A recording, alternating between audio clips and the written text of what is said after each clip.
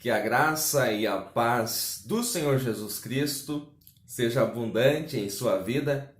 É com alegria que nós estamos mais uma vez no nosso canal para trazer até você mais um subsídio das lições bíblicas da CPAD.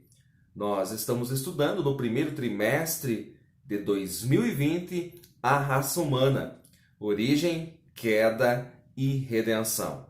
E já chegamos à lição de número 5, que é a unidade da raça humana. Essa lição tem o texto áureo em Malaquias 2:10, que diz: Não temos nós todos um mesmo Pai? Não nos criou o mesmo Deus? Porque seremos desleais uns para com os outros, profanando o concerto de nossos pais? A verdade prática de nossa lição diz o seguinte: apesar das muitas línguas, povos e nações, toda a humanidade provém de um único casal, Adão e Eva. Nesse sentido, somos todos irmãos. O nosso texto bíblico em classe está em Atos, capítulo 17, versículos 22 ao 28. Antes de nós iniciarmos, se você está conhecendo agora o nosso canal, seja muito bem-vindo. Inscreva-se nele, acione o sininho, deixe o seu comentário, fique à vontade e ajude-nos a espalhar a palavra de Deus, compartilhando este vídeo, este e outros vídeos do canal, para os seus amigos, para os seus familiares, para os grupos da sua igreja. Assim, fazendo, você estará contribuindo para que esta obra venha a crescer a cada dia mais. Eu quero agradecer a todos que já têm atendido a este meu pedido e têm compartilhado este vídeo para os seus amigos, familiares, e assim nós estamos a cada dia mais alcançando pessoas em lugares diferentes. Muito bem, a unidade da raça humana. Sempre eu gosto de começar assim, definindo a palavra-chave da lição. E a palavra-chave da lição é unidade. A palavra unidade, ela vem do latim. Ela vem do latim unitas e fala da qualidade do que é único ou indivisível. Olha só, no Novo Testamento, a palavra grega é renotes, que significa unanimidade e consentimento. Então, esta é a definição básica de unidade. Nós temos o primeiro tópico da nossa lição, ele fala da unidade racial do ser humano. Vamos pontuar aqui algumas coisas. Primeiro, somos uma unidade porque temos uma só origem. Não importa se é brasileiro, se é japonês, se é coreano, se é norte-americano, todos nós temos uma só origem. Qual a origem do homem? O Senhor Jeová. O Senhor Jeová, por um ato maravilhoso, por um ato esplêndido, ele criou o homem, conforme nós vimos em lições anteriores, Gênesis 1, 26 e 27 e também Gênesis 2, versículo 7. Todos os homens provêm de um único casal, Adão e Eva, conforme está na nossa verdade prática. Apesar de haver aí muitas teorias na internet, apesar da própria ciência criar aí outras histórias que não podem ser provadas cientificamente, mas toda a humanidade provém deste único casal, Adão e Eva. E no princípio, tem alguns detalhes muito importantes para a nossa aula. No princípio, existia uma só etnia, existia um só idioma e uma herança psicológica e emocional. Então não havia, nos primórdios da humanidade, diversas culturas diferentes, nem idiomas diferentes. Era um só idioma, uma só etnia.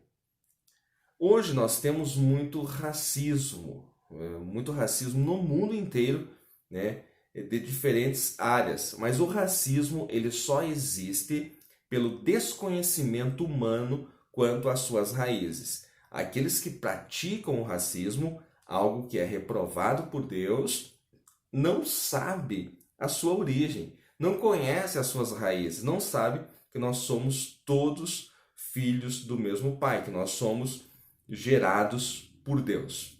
Então, o racismo só existe pela ignorância do homem. No segundo tópico, nós temos algo aí a respeito da unidade linguística, e aqui eu queria parar um pouco. A linguagem e as etnias. A fala é um dom que Deus concedeu a Adão e Eva. Eles falavam com o Senhor. Isso pode ser visto já nos primeiros capítulos da Bíblia.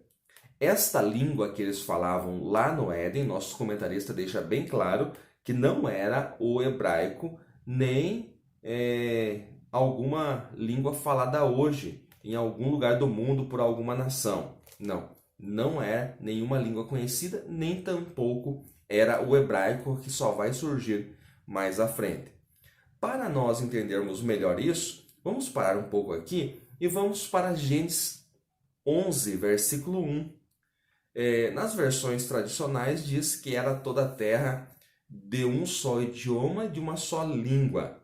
Mas eu queria utilizar aqui, eu creio que a única versão brasileira que vai traduzir o texto desta forma, que é mais perto do original, é a VDN, a versão de Nelson, e lá diz o seguinte, Gênesis 11, versículo 1. Ora, toda a terra tinha uma só etnia e um mesmo idioma. Vou repetir. Ora, toda a terra tinha uma só etnia e um mesmo idioma. Aqui nós vemos que é diferente a tradução do versículo. Então, versão de Nelson. Por quê? Porque idioma e fala é a mesma coisa. Então, quando você toma a versão de Almeida, por exemplo, que diz idioma e fala, é uma redundância. Então, aqui nós vemos o versículo traduzido mais perto do original hebraico, conforme está no original hebraico. Então, esse versículo é muito importante para o que nós vamos falar a seguir. Como que nós entendemos Gênesis 11? Então, aqui os homens estavam sendo liderados por Nimrod. O nome Nimrod significa rebelião. Nimrod aparece em Gênesis 10. E este Nimrod, ele é um tipo do anticristo. Os homens chegaram, então, naquele tempo, à terra de Sinar e começaram a construir uma torre para chegar ao céu. E como eles falavam a mesma língua e tinham a mesma etnia, estavam prosperando em seu projeto. Veja só, como os homens falavam a mesma língua, tinham a mesma cultura, a mesma etnia, tinham os mesmos objetivos, eles iriam prosperar no seu projeto. Mas em Gênesis 11, versículos 7 e 8, diz que Deus desceu e promoveu a diversidade de línguas. Deus dividiu ali, Gênesis 11, 7 e 8, as línguas. E nas entrelinhas, eu vejo ali que Deus dividiu também as etnias. Então, segundo os grandes estudiosos, em Gênesis 11, Deus não somente divide as línguas, mas também nas entrelinhas do texto, divide as etnias, tomando esta versão que está mais perto do original em Gênesis 11, 1, que era toda a terra de uma mesma etnia, de uma mesma língua. Por quê? Porque se Deus divide somente o idioma, somente a fala, essas pessoas poderiam aprender com o tempo o idioma do outro. Por exemplo, nós estamos no Brasil, eu sou brasileiro, mas se eu estudasse muito, eu posso aprender outra língua. O alemão, por exemplo, por mais difícil que seja. O francês, eu posso aprender. Agora, eu nunca vou me tornar um francês. Eu nunca vou me tornar um alemão. Porque a cultura é diferente, os costumes são diferentes. Então, veja que Deus divide não somente o idioma, mas também as etnias, conforme nós vemos aqui em Gênesis capítulo 11. Detalhe importante, que a palavra Babel significa confusão, e ali, a partir do momento que Deus divide as etnias, os costumes, divide também a língua, eles não conseguem mais se entender. E então, este projeto de construir uma torre que vai tocar aos céus é interrompido. O que eu aprendo aqui? Se os homens estiverem em unidade, eles prosperam. Até para o mal, a unidade é útil. Até para o mal, a unidade é útil. Infelizmente, às vezes, a igreja do Senhor Jesus não toma este princípio. Há poder na unidade. Muito bem, mas se você quiser saber mais sobre esse assunto, sobre Nimrod, sobre Babel, sobre a divisão das línguas, eu tenho um curso que eu falo sobre isso. O curso é Unidade, Reino e Relacionamento. Foi um curso agora no final de 2019. O Geração de Pregadores, está até aqui atrás ainda o banner, Geração de Pregadores, Unidade, Reino e Relacionamento. Deixa o seu contato aí nos comentários que a gente vai conversar e você vai ser abençoado aí com este curso. O investimento é muito pequeno, mas muito pequeno mesmo, perto do conteúdo maravilhoso que nós temos no curso Unidade, Reino e Relacionamento. E lá eu conto toda a história de Nimrod. É bem interessante mesmo esta parte. E as escrituras vão ser diferentes a partir do momento que você entender isso. Então você é meu convidado. Se você não participou do curso na época, ele está disponível. São quase 40 vídeos. Tem mais uma apostila belíssima em PDF.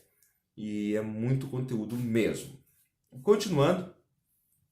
Mas nós vemos aqui que o tronco linguístico de todos os idiomas é o mesmo. Então isso comprova que realmente no princípio era uma só língua. O tronco linguístico de todos os idiomas é o mesmo. A partir de Gênesis 11, portanto, há muitos povos, etnias diferentes, culturas diferentes e também línguas diferentes. Em Cristo nós somos um. Aqui nós vemos a restauração daquilo que aconteceu no passado. Então, vamos analisar alguns detalhes. O pecado de Adão foi individual. Quando Adão pecou, houve a queda. Então, nós falamos de origem e agora vamos falar de queda e redenção. Olha só, dentro da lição 5, nós vamos falar dos 3 temas. O pecado de Adão, ele foi individual, porém, a sua consequência foi sobre todos. Qual é a consequência do pecado? A morte, conforme nós vemos em Romanos 5 e 12. A morte é consequência do pecado. Todos os homens, à semelhança de Adão, também pecam. Todos os homens pecam à semelhança de Adão. O pecado ele não passa de pai para filho, conforme muitas vezes é colocado até mesmo aqui nas nossas revistas. Pecado não é genético, pecado não é doença. Por que às vezes é colocado errado? Para que se encaixe uma doutrina dos pais da igreja que é tida como oficial no meio evangélico, que é a doutrina do pecado original. Na verdade, essa doutrina não se encontra na Bíblia. Você não vai encontrar nenhuma vez no texto sagrado a frase pecado original, tá? Então, não existe pecado original, assim como não existe salvação original. Então, mas os teólogos param nisso, uma doutrina feita pelos pais da igreja, por Agostinho, por mais alguns, e é tida como oficial. Mas pecado não é genético. Como que o que passou a todos os homens? Se você lê com fidelidade Romanos 5 e 12, não foi o pecado que passou a todos os homens. Lê devagar lá que você vai perceber que o que passou a todos os homens foi a morte. A morte não é o pecado. A morte é consequência do pecado. Então aprenda isso nessa lição. Mais à frente a gente vai falar um pouquinho sobre essa questão do pecado original, mas o pecado não é genético, tá? O pecado não passa de pai para filho. Na verdade, os homens pecam à semelhança de Adão. Todos pecam, por isso que a Bíblia diz que todos pecaram. E o pecado, ele quebrou a unidade entre o homem e Deus, e a morte alcançou a humanidade. A morte, como disse, consequência do pecado. A morte, detalhe importante, ela pode ser espiritual, física e eterna. Para as duas primeiras, há uma solução. Qual solução é essa? Solução em Cristo. A última é definitiva. Então, para a morte espiritual e para a morte física, nós temos a solução na pessoa de Cristo. Mas para a morte eterna, não. A morte eterna ela é definitiva. É aquele que já tomou a sua decisão em vida e agora não há, a partir da morte vem o juízo, conforme a Bíblia ensina, não há como mudar o destino de cada um. Então, Cristo nos dá direito, através da sua morte na cruz, de nós vencermos a morte, nós termos vida eterna. E aqueles que estão espiritualmente mortos podem se arrepender e podem ser restaurados pelo Senhor. Em 1 Coríntios 15, 45, Jesus aparece como o último Adão. Ele vem para executar a obra da redenção e triunfar onde o primeiro fracassou. Jesus restaura a unidade ao formar uma nova família, a igreja, a família dos salvos. Então, nós vemos que obra maravilhosa que Cristo fez. Paulo, escrevendo então, 1 Coríntios 15, 45, detalhe importante que não é Romanos. Então, no terceiro tópico, está escrito assim que Paulo fala na Epístola aos Romanos. Não, é na Epístola aos Coríntios 15, 45, que Jesus Cristo é o último Adão. E ele vem para triunfar onde o primeiro fracassou e formar a igreja, formar uma nova unidade, restaurar a unidade sobre aqueles que o recebem como Senhor. Então a igreja, ela precisa viver em unidade porque ela é uma unidade. Cristo só tem um corpo. Queridos, eu espero que estes poucos conceitos eles sirvam para te ajudar na elaboração da sua aula. Nós vamos concluir agora. Vou resumir então esse conteúdo dessa lição, os pontos que você pode trabalhar. Em primeiro lugar, Deus cria uma única raça humana através de Adão e Eva. Então não há por que haver um racismo, como houve no passado, entre alemães e judeus, por exemplo, entre americanos e africanos. Não há por que haver essa divisão, porque Deus criou uma única raça humana. Esta unidade ela foi quebrada em Babel, Gênesis 11. A unidade que Deus havia estabelecido foi quebrada ali, naquele lugar onde, na terra de Sinar, que mais tarde passou a se chamar Babel. Em terceiro lugar, a unidade é restaurada por Cristo, o último Adão, como nós acabamos de dizer. E encerrando, no Pentecostes, através do Espírito Santo, todos os salvos de todas as nações podem falar a mesma língua, a língua do Espírito. Então, depois de Cristo haver consumado a obra, para que se cumprisse a sua promessa ali em João 16, ele envia o Paracletos, ele envia o Consolador, e lá em Atos 2 nós vemos o Espírito Santo descendo sobre a igreja. E ali havia diversas, 14, 15 etnias diferentes, alguns vão dizer de 17 etnias diferentes, e cada um ouvia o outro falando no seu próprio idioma. E hoje, independente da pessoa ser brasileira ou japonesa, chinesa, australiana, ela pode falar a mesma língua, a língua do Espírito, a partir do momento que ela nasce de novo e a partir do momento que ela recebe a capacitação sobrenatural do Espírito Santo, ela tem o poder de falar a mesma língua, a língua do Espírito. E a igreja, ela precisa falar a mesma língua. A igreja não pode ter dialetos, idiomas diferentes, porque a igreja é uma unidade. Queridos, que Deus te abençoe em Cristo Jesus. Amém.